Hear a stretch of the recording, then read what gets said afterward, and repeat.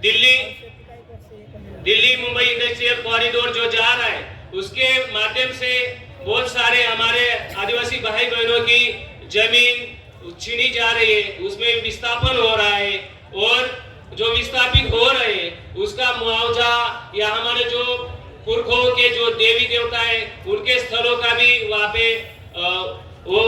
Delhi Mumbai industrial corridor के माध्यम से वो विस्थापन और हमारे पुरखों का भी अपमान करने का कार्यक्रम वहाँ पे चल रहा है। साथ में ये जो पिछले 25 साल पहले या 70 साल पहले जो ही प्रोजेक्ट हुए,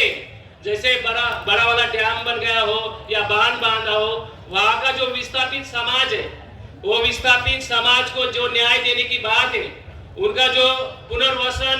के जो एक्ट के तहत जो उनको मुआवजा मिले या उनका पूरा सेटलमेंट हो, वैसे बहुत सारे केसेस महाराष्ट्र में पेंडिंग है। तो इसके लिए महाराष्ट्र के जितने भी हमारे आदिवासी समाज के जितने भी संगठन है, वो संगठन हमारे स्टेट के बहुत सारे जो लड़ाकू राजनेता है उसमें से हमारे यहाँ उपस्थित है आदरणीय पद्माकर वल्लवी जी और आदरणीय गावित साहब, जो शुरू से आदिवासी संगठन और छात्र संगठन से लेकर भले ही वो पॉलिटिक्स में गए लेकिन वहां पर भी जाके हमारी बात डंके के चोट पे वहां के विधानसभा में उन्होंने उठाई और ये बहुत सारे जो केसेस है उन्हें अभी भी संवैधानिक तरीके से जो कोर्ट में जाके बहुत सारे हमारे संगठन साथ में मिलकर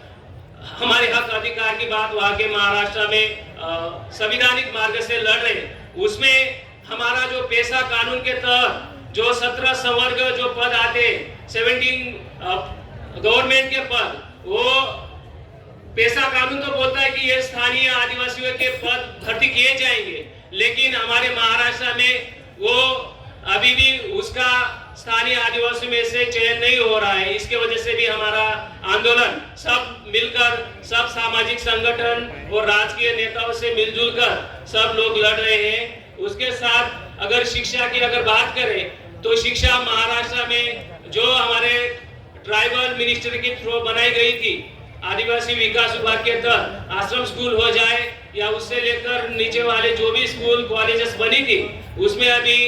निजीकरण हो रहा है और प्राइवेट कंपनी को वो टेंडर दे दिया गया है। इसीलिए हमारे आदिवासी विकास विभाग में ये जो हमारे जितने ही कर्मचारी भरे जाने चाहे थे वो सिर्फ रोजंदारी के तहत यानी कि सिर्फ 11 महीने का टेंडर निकाल के ये कंपनी को दिया जा रहा है। इसके लिए भी हमारे महाराष्ट्र में बड़े पैमाने पे बहुत बड़ा आंदोलन खड़ा है और इसके लिए भी हम सब मिलकर लड़ रहे हैं। साथ में महाराष्ट्र में रोजी रोटी के लिए, पेट भरने के लिए पलायन भी बहुत बड़े पैमाने पे होता है। वो गन्ना कटाई के लिए हमारे महाराष्ट्र का बहुत सारा भाई बहन गुजरात में जाता है, उधर कर्नाटक में के जाता है और ये पलायन रोका जाए, इसलिए भी हमारे यहाँ पे बहुत सारा चिंतन हो रहा है। गांव-गांव में अभी हम उद्योजकता विकास के तहत साथ में ये जो छोटी मोटी उद्योग की जो व्यवस्था हो सके और रोजगार निर्मित हो सके, इसके ऊपर भी काम चल रहा है। साथ में हमारे महाराष्ट्र में फर्जी सर्टिफिकेट बनाने का बहुत जोरों से काम चल रहा है। जैसे कि हम बोलते हैं कि ब्राह्मण का बेटा जाति जन्म से ब्राह्मण हो जाता है, लेकिन आदिवासी की अगर बात आए तो उसको सर्टिफिकेट लेने के लिए जाना पड़ता है और इसमें जो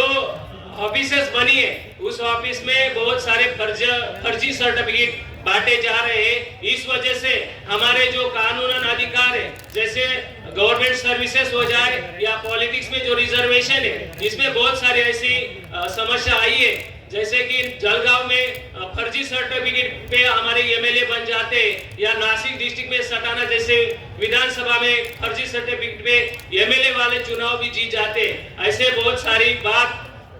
हमारे महाराष्ट्र में चल रही और लेकिन जब भी वो ध्यान में आता है तो हमारे सामाजिक संगठन और राजकीय सब लोगों से मिलजुल कर ये बहुत सारी केसेस हम कोर्ट में भी लड़ रहे हैं। साथ में महाराष्ट्र में होने जा रहा है नर्मदा नदी जोड़ प्रकल्प, इसका भी पूरे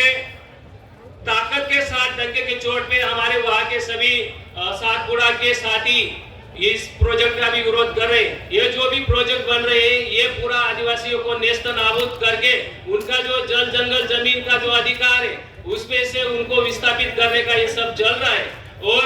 साथ में सामाजिक संगठन आदिवासी एकता परिषद की अगर बात करें तो धुलिया, नंदुरबार, जलगांव, थाना, पुना, पालघर और अहमदनगर, बुल्डाना, औरंगाबाद, वहां तक हमारे आदिवासी एकता परिषद की ग्राम समितियां बनी है। और वहां के हमारे सभी महानुभाव साथी, युवा साथी, महिला साथी,